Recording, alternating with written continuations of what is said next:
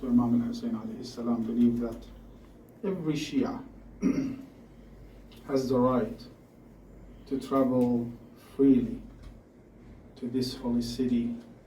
This holy city belongs to prophets, to angels, it belongs to Allah subhanahu wa ta'ala.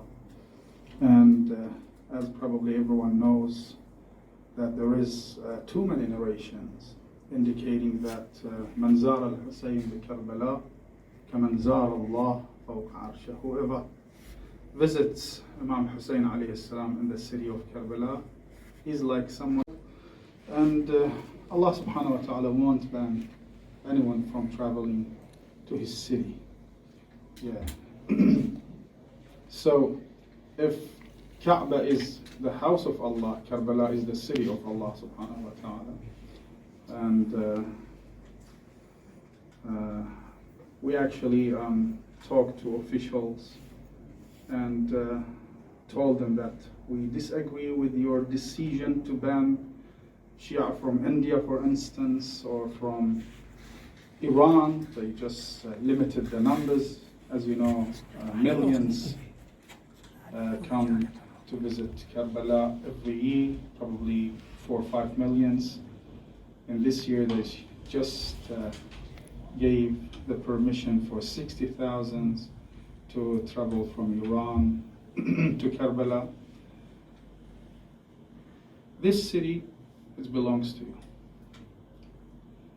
To those who know Imam al-Hussein alayhi salam, to those who have the love of Imam al-Hussein in their hearts, to those who actually are willing to struggle and suffer and spend their wealth and money and come to this city with barefoot, walking, and stand before the tomb and the mausoleum of Imam al-Hussein and shout, "Labbayka ya Hussein."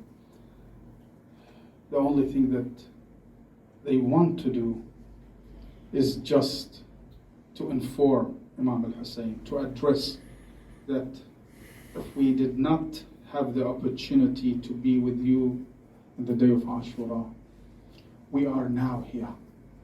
We know that we are late, but we cannot do anything about that. But we will tell you that. We say labbaik to you in a very strong indication that we are saying the labbaik to Imam al-Mahdi alayhi salatu wassalam. So we are actually preparing ourselves to say labbaik to Imam al-Mahdi salamullahi alayhi by coming to Arba'in. And as you know, when you go to Hajj, for instance, different people, different sects, probably, I don't know, 4 or 5 million people visit Hajj each year. But what about Karbala? Around, I'm not talking about this year because too many people were banned from traveling to this city. Yet we see that officials admit that around 17 millions visited the grave of Imam al-Hussein during the era and time of Arba'in only for this year, while previous years, a couple of years ago, it actually reached probably 22 millions who visited Imam Hussein in Arba'in.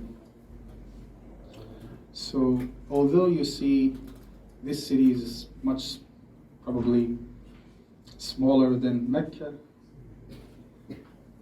you cannot find anyone who travels to this city, come to this city, anyone who stays hungry, who feel the thirst, who feel that he has been abandoned. No. Why? Because we have a narration. Imam Salih alayhi salam says, whoever visits Imam al-Hussein himself will welcome him. And he knows the names and the names of their fathers. So you're not going to only pray for you, you will pray for your parents as well, because they raised you as someone who loved Imam al-Hussein salamullahi alayhi. So you come crowded, probably you're exhausted, but you cannot feel the exhaustion. Of course, when you go back to the hotel, you feel the pain, but while you're walking, while you are talking to Imam al-Hussein, you feel nothing but the love of Imam al-Hussein in your heart. You don't feel anything else. You like to suffer. I mean, it's very easy for you to just catch a cab and come to Karbala, but usually people decide to go walking, even if they have pre-existing medical condition. Still, Ayatollah Hadi Modarresi to join us, and Hadi will join us soon, inshallah. And also we are waiting for some other group to come, especially students of our Hausa during the Mata. I'm not sure if you have heard about it, but any one of you have been in that Hausa or not? Not. Have you heard about it? We only heard about it during the Muharram period. Okay. So Mehdi was reciting. So you have to decide to learn Arabic, inshallah. Because learning any language is a decision. When you decide to do that, you will do that, inshallah. Actually, my English is not good as said Ali or my son said Mehdi, because nobody taught me English. I taught myself, and it was very late. You know, someone, he wants to learn any language. When he is young, he can do that. But when he is 18 plus like me, it's very difficult.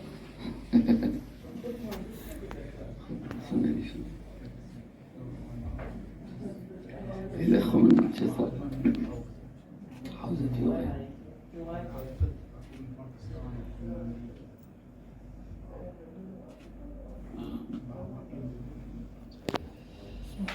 So I will start by Arabic because it's, when I dream, I dream in Arabic, not in English. أعوذ بالله من الشيطان الرجيم. بسم الله الرحمن الرحيم. اللهم صل على محمد وعلى محمد. Is the ziyarah finished or start? زيارة الأربعين. What do you say?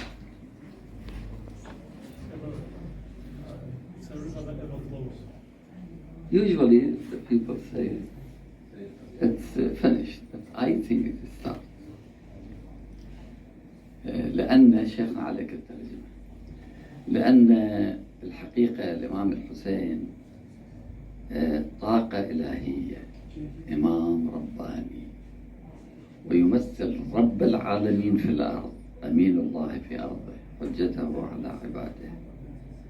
إحنا مثل المثال المادي، مثل واحد عنده سيارة وما عنده فيول، ما عنده بنزين، يوقف عند محطة يعبي بنزين حتى ينطلق. احنا جايين هنا نعبئ الجانب الروحي المعنوي ونقلد الإمام سلام الله عليه في أعماله وأقواله ومواقفه.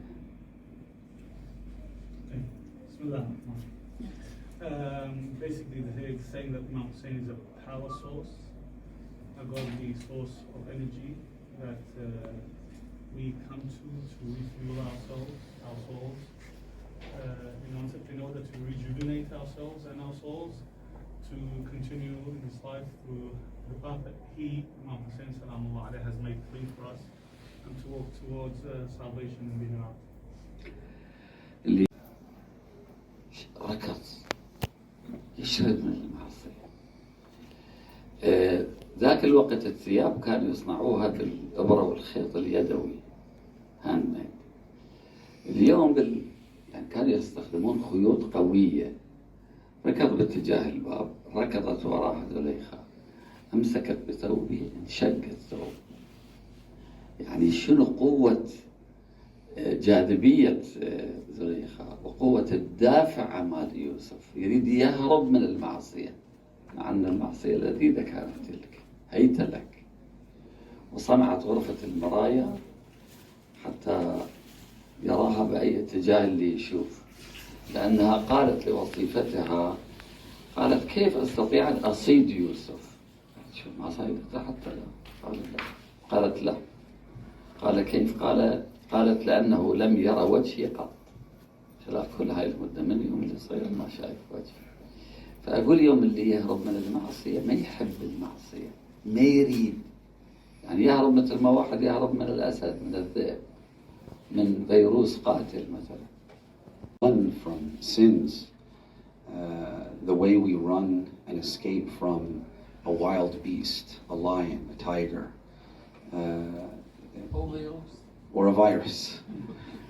When Prophet Yusuf alayhi salam was victim of the plot by Zulaykha, she consulted her maid as to how she can capture him and get him.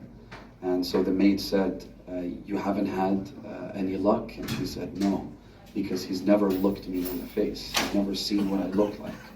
And so the maid advised her to build this room that's filled with reflective mirrors, so that in each direction that he looks, he has no choice but to be the reflection of, see the reflection of Zulaykha.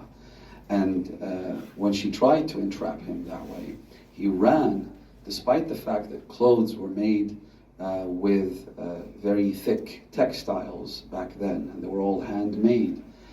Imagine the kind of force that was required on the part of Zulaykha to tear the shirt of Yusuf as he ran from her. But that is how you run from a sin. That is how you run from a repulsive, immoral act. I combine those emotions with those of Imam Hussein. Whatever he loves, we love.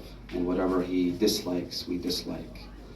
Imam Hussein loved Salat, and so we love Salat. Imam Hussein dislikes sins, and so we dislike sins. There has to be complete alignment between our desires and those of Imam Hussein.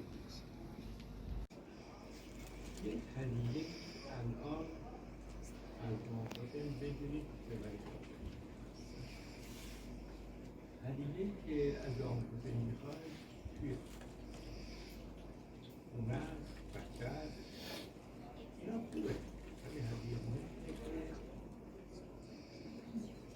یک کار خیلی در زندگیتون اضافه شما نماز میخونید، ولی نافله شب میخونید، ممکنه نکنید. خدا حسین اینو بگیرید، نماز میخونید، صدقه میدید، ولی جزء یک هیئت خیلی که خدمت کنه به مردم، یک مؤسسه دینی که خدمت کنه به یتیمان، یک کار خیلی که این صدقه جاریه برای زندگی باشه شاید نداشته. اون را از آن حسین بندی که برم پیش آن حسین که از آن حسین میخواد میگم قلم هم بده که تعریف هم کتاب بده. من داده یا خیلی کتاب کار مدینه، ولی شما که برید باید همین کار رو بکنید یا کار دیگه. و یه قصه بعدم بگم. Ask Imam Hussein for a present, for a souvenir to take back with you. And that, you can ask him for anything, but the best, one of the best prayers to make and best presents to ask from Imam al-Hussein is that he adds value to your life. He gives you the backing to do an extra thing that you didn't do before. You might pray, for instance. Of course you do, but perhaps you don't pray Salatul Layl. Ask him for that. Maybe you give charity, but maybe ask him for the ability to organize and create an institution whereby this charity is collected and dispersed in a manner that helps the orphans, or whatever the case may be. Ask him for something to be added, a value to be added to your lives. Rather be killed. There are similar verses to that in the Holy Quran, where "oh" means rather, which is to add clarification. And one more thing. النبي يقول فوق كل بر بر حتى يقتل الرجل في سبيل الله فليس فوقه من ذنب. النبي هذا الدرس الله There's a famous prophetic hadith where the Prophet says that above any good, there is a greater good until the person is killed in the way of Allah. This greatest good, ماكو good صارت. where there is nothing that supersedes it, nothing that is above it, was also practiced by Rasulullah, for he was also killed. Alright, but the Quran indicates the Prophet Muhammad specifically or all the prophets? هذا خاص بالنبي لكل الأنبياء. هاي الآية من القرآن اللي ربط بالنبي. This verse, نزلت في معركة أحد. this verse which was revealed in the Battle of Uhud is regarding the Holy Prophet. So the Prophet being killed is established. As for other prophets, we'd have to examine. There's no law that says every prophet has to be killed. Alright, so who gave this law for you? You have to research that on your own. Alright.